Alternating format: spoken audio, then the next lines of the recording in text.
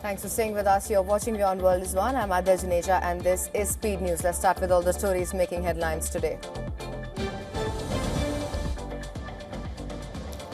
US President Donald Trump says Washington remains engaged in talks with Iran despite Tehran's denial that negotiations are taking place. Well, Trump said discussions were continuing at the request of Gulf allies, including Saudi Arabia, the United Arab Emirates and Qatar. Speaking at the White House, Trump said Iran was facing a final opportunity to reach an agreement.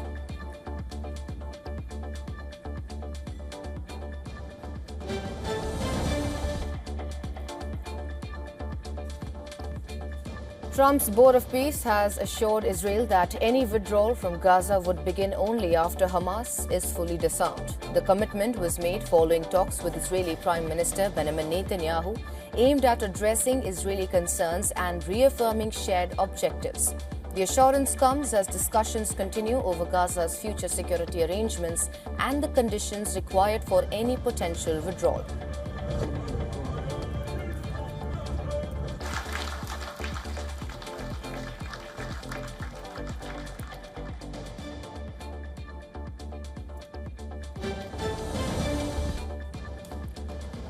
A Russian airstrike on Ukraine's northeastern city of Sumy has killed one person and damaged civilian infrastructure, according to Ukrainian officials. Now, the attack involved guided aerial bombs a day after Ukrainian strikes killed 11 people in a Russian Black Sea resort and in Crimea, the peninsula annexed by Moscow. The latest attacks highlight continued escalation between the two sides.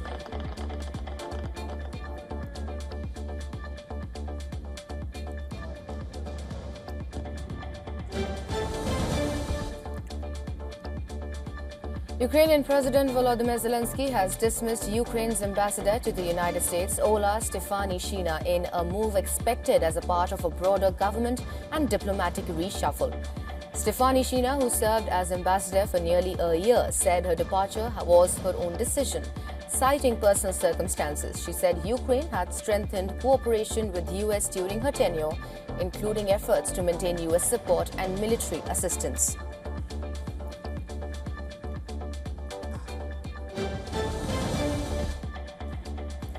North Korea has rejected a US-led warning accusing its overseas information technology workers of generating funds for the country's weapons program. Pyongyang dismissed the allegations as an attempt to damage its reputation and accused Washington of hypocrisy over cyber activities. But the statement comes after the United States and its allies raised concerns over the use of disguised IT workers to evade sanctions and support prohibited programs.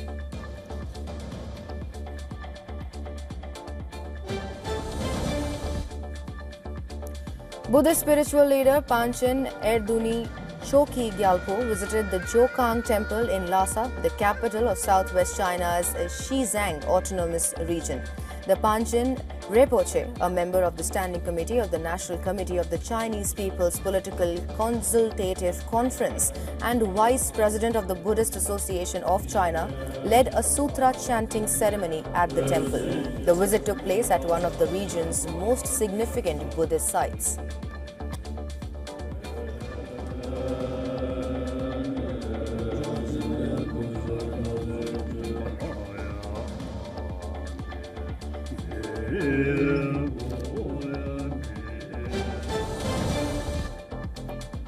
Myanmar's leader Min Aung Hlaing is set to visit Thailand on Thursday as his government seeks to rebuild diplomatic ties and return to regional engagement.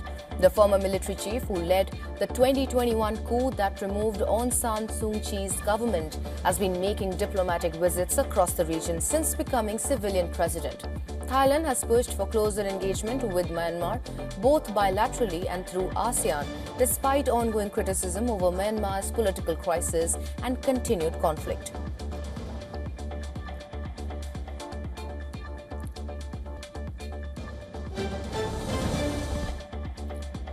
Thailand and Indonesia have agreed to strengthen cooperation in the fight against transnational cybercrime. Thai Prime Minister Anutin Charnvirakul and Indonesian President Prabowo Subianto reached the agreement during talks in Jakarta as part of the Thai leaders' official visit to Indonesia.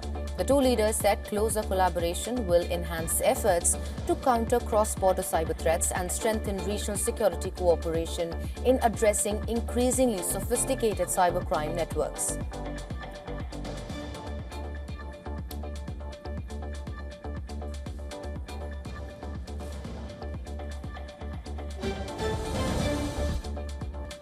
Hundreds of teachers marched to Buenos Aires Plaza de Mayo demanding higher wages, increased funding for public education and the reopening of national salary negotiations. Protesters said the demonstration was about more than a pay, arguing that education and other public services are facing growing pressure amid broader government spending cuts.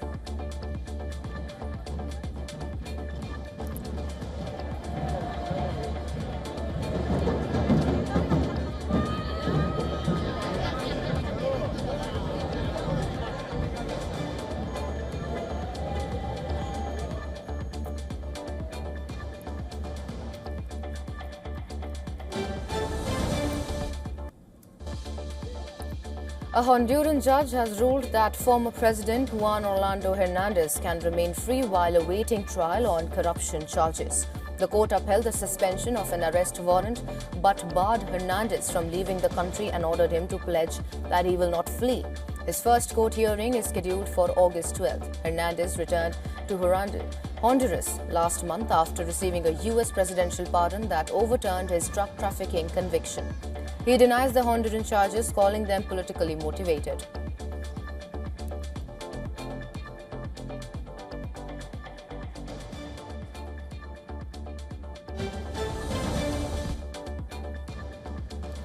Bolivian President Rodrigo Paz has appointed new ministers for the presidency and foreign affairs in a cabinet reshuffle following the breakdown of a key political alliance.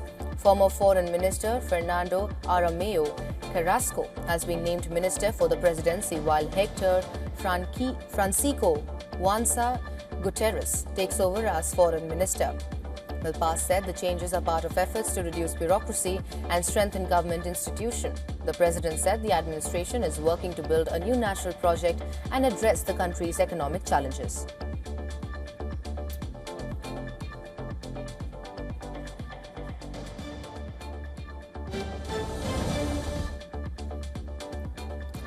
Peruvian President Keiko Fujimori has visited the northern region of Piura to oversee emergency works aimed at reducing the impact of the El Nino climate phenomena. The projects include flood prevention measures along rivers in one of Peru's most vulnerable areas. Fujimori said she was concerned that preparations were behind schedule, warning that the country has limited time to complete prevention work and prepare for a possible emergency. Authorities are now accelerating efforts to strengthen defenses ahead of the expected effects of El Nino.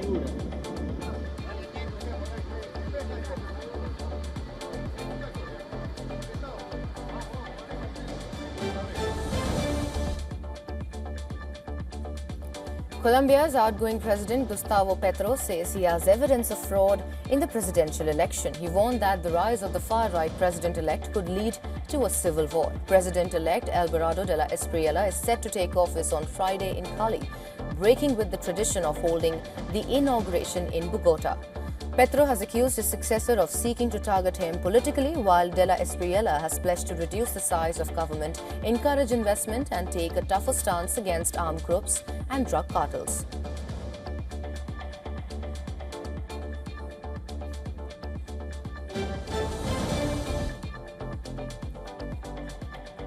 Candidates seeking to become the next United Nations Secretary-General have gathered in Uruguay to discuss the future direction of the global body. The meeting brought together Latin American and Caribbean contenders who called for reforms to strengthen the United Nations' role in addressing conflicts, climate change and transnational crime. The candidates from Ecuador, Costa Rica and Guyana highlighted the region's experience in human rights, renewable energy and sustainable development. They said the United Nations must regain public trust and play a more active role in resolving global challenges. Well, one of the 5 candidates will be selected to replace current Secretary General Antonio Guterres, whose term ends on 31st of December.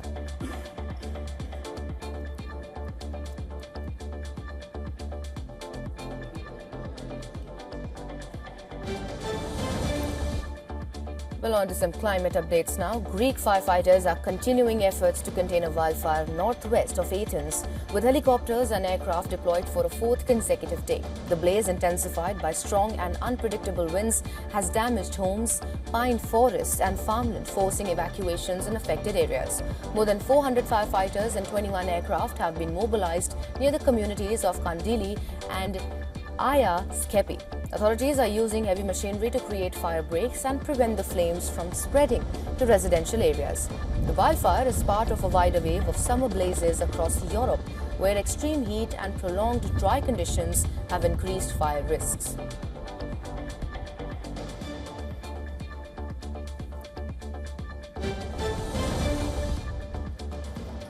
Colombia has raised the alert level for the Puris volcano to orange after monitoring systems recorded a significant increase in volcanic activity. Authorities said the alert was issued as a precautionary measure, allowing preparations for a possible eruption. The Colombian Geological Service said the volcano has shown its highest activity levels since monitoring began in 1993, with increased gas emissions and ash releases recorded in recent weeks. Officials warned that an eruption cannot be predicted precisely, but said communities must remain prepared as the volcano shows signs of instability.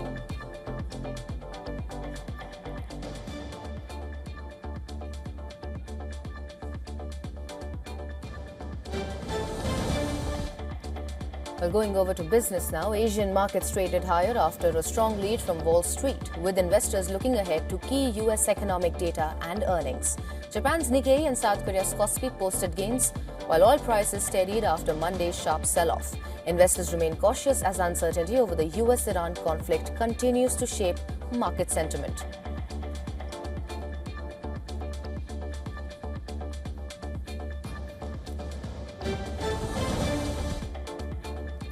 Oil prices inched higher after plunging more than 6% in the previous session, as uncertainty lingered over talks aimed at ending the US-Iran conflict. Brent crude and US WTI both recovered modestly, with traders closely watching developments around the Strait of Hormuz and the outlook for global energy supplies.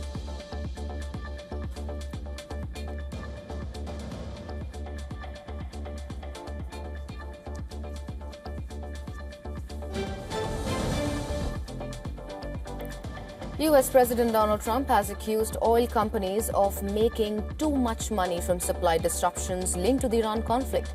Well, Trump said soaring fuel prices have boosted industry profits and urged companies to avoid passing excessive costs on to consumers, as well as White House pushes for lower energy prices.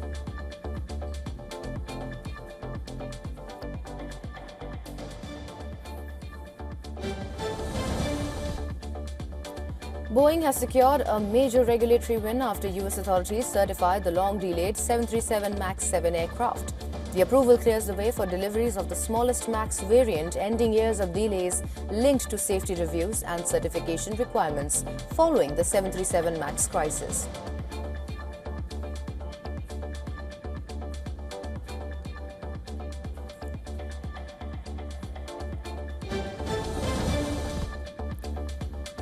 The Inter-American Development Bank says Venezuela will have to wait before it can access new loans. Speaking at the press conference in Uruguay, IDB President Ilan Goldfein said lending will not resume immediately, despite the bank restoring relations with Caracas after an 8-year break.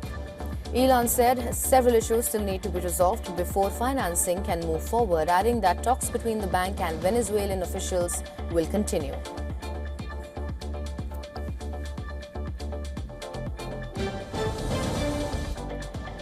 Time now for some updates from the world of technology. Multiple WhatsApp users in India and several other countries were suddenly locked out of their accounts after the app placed them under a 24-hour review without prior warning.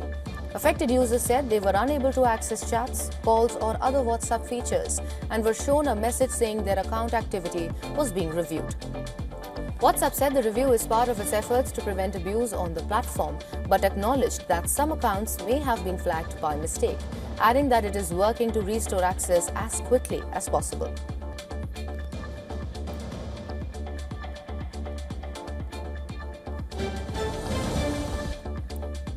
Chinese AI startup DeepSeek has launched its new V4 Flash AI model, claiming it is the lowest cost major AI model to run globally. According to research firm Artificial Analysis, the model costs just 3 cents per benchmark test, making it more than 100 times cheaper to run than Anthropic's Cloud Fable 5 and significantly cheaper than OpenAI's GPT 5.6. The model delivers performance similar to Google's Gemini 3.6 Flash, but still scores below the top AI models from OpenAI, Anthropic and Chinese rival Moonshot. DeepSeek has also confirmed that it is preparing a more powerful model called V4 Pro.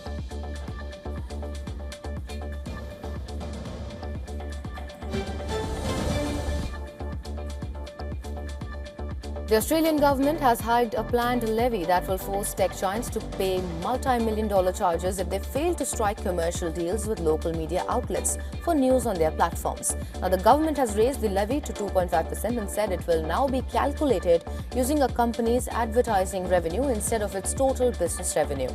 The rules will apply to platforms with more than $176 million in local annual revenue, including Meta, Google, TikTok and LinkedIn. The money raised will be used to support Australia's news industry, with the new law expected to be introduced later this month.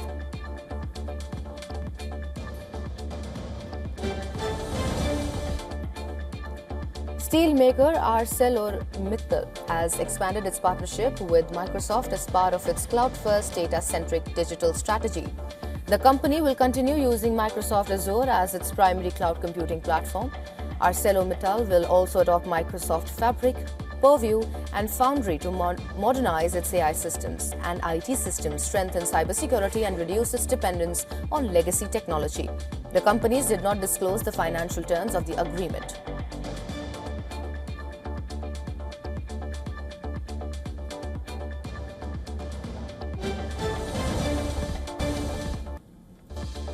Pakistan batter Abdullah Shafiq scored his 6th Test century in the second and final Test match against the West Indies in Trinidad and Tobago. Shafiq was well supported by Babar Azam's 87 that helped Pakistan post a total of 266 for the loss of just 2 wickets at the end of Day 2. The 168-run partnership meant that the visitors are just 78 runs away from clearing the deficit. On the morning of Day 2, West Indies posted an above-par score of 344 after all-rounder Justin Greaves and captain Roston Chase added 105 runs to their overnight total. In response, Pakistan's batters springed back to life in their first innings. Despite losing Imam-ul-Haq early, Pakistan were able to resurrect their innings with 3 of the top 4 batters scoring over 50 runs.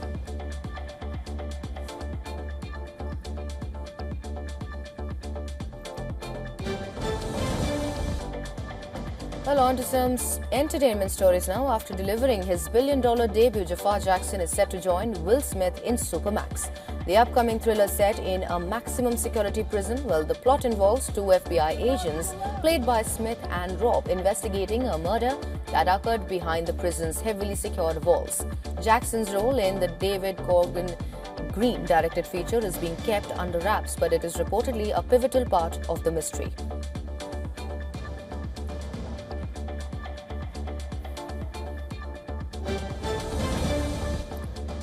The return of Miranda Priestly is a massive streaming hit. The Devil Wears Prada 2 backed up 15.2 million views in its first 5 days of digital debut.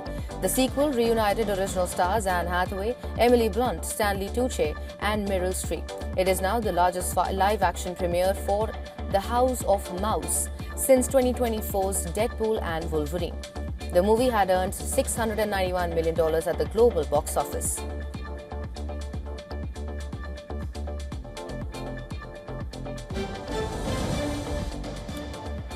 Blackpink superstar Jennie became the first female K-pop act to headline the Lollapalooza Chicago festival. Performing solo, she closed out the Bud Light stage with a 1-hour, 18-song set that included both fan favorites and unreleased material. The set featured the live debut of a July single, Less Than a Lover, and a surprise new track.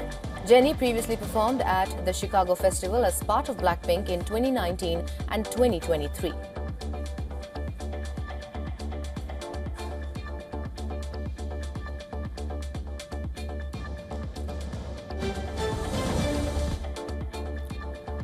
The K-pop girl group Tweed is preparing for their highly anticipated debut on 24th of August. The 7-member multinational group will debut with the EP tune and play under HYBE's newly established label dedicated to girl groups. The group's name is derived from the phrase "tune the tide."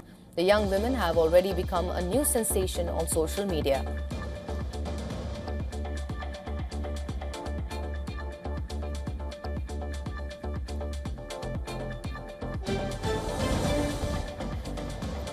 Indian filmmakers Imtiaz Ali and Anurag Kashyap have teamed up for the short film Bobby Beauty Parlor. Directed by Shashwat Dwivedi and Kashyap, the film will premiere on social media on August. Well, the short stars Adrija Sinha and follows two childhood friends who spend a summer afternoon bickering inside a neighborhood beauty parlor.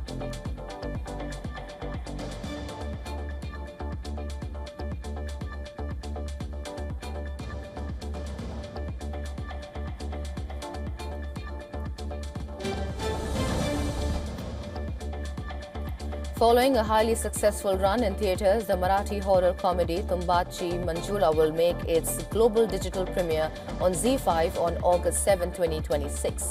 Directed by Vivid Korgaonkar, the film stars Jitendra Joshi as Keshav, a man whose lie about being possessed by a spirit unleashes chaos in his circle.